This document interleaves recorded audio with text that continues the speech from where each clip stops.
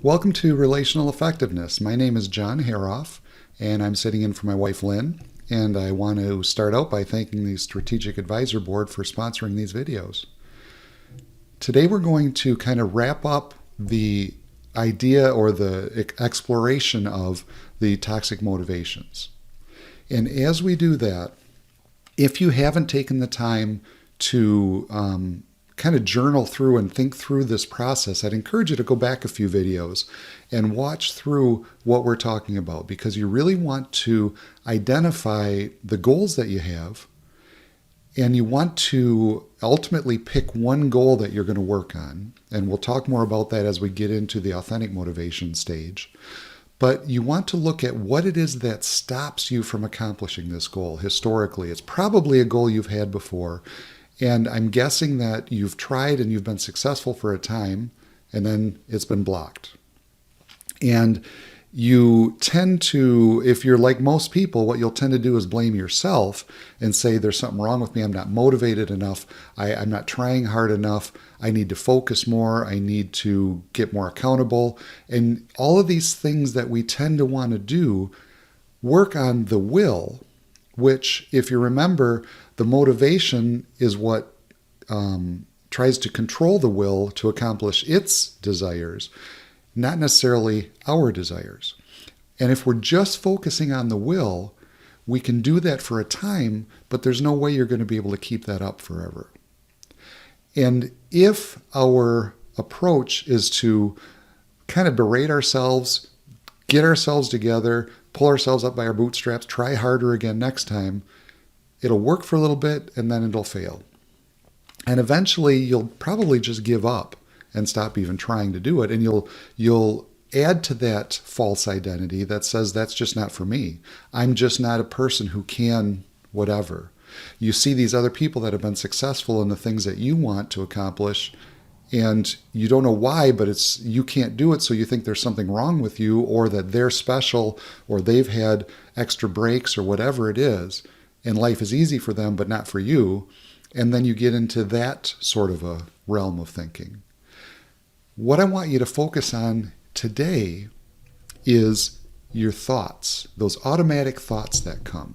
Those are the things that come before you even realize it. And they're going on in your head over and over, even though you're not really paying attention to them.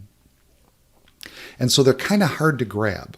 But when you're in a situation and you start feeling those feelings, listen to what you're thinking.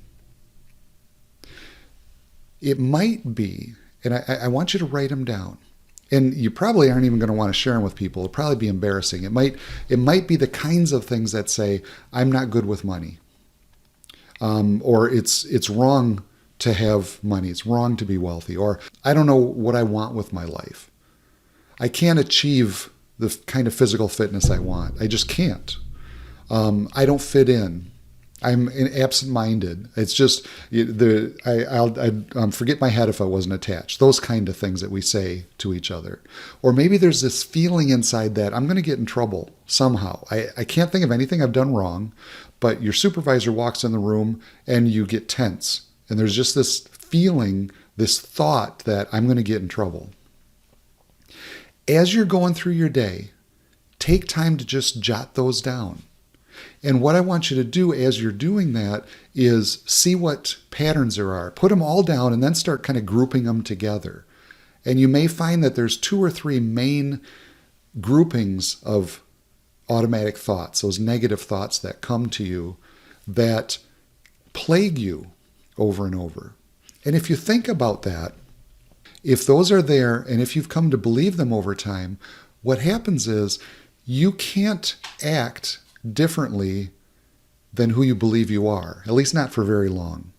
If you believe that you are not a physically fit person, you can try and be one for a while, maybe even get in shape, lose weight, start running, but eventually it's going to fall apart because you're going against what you believe about yourself.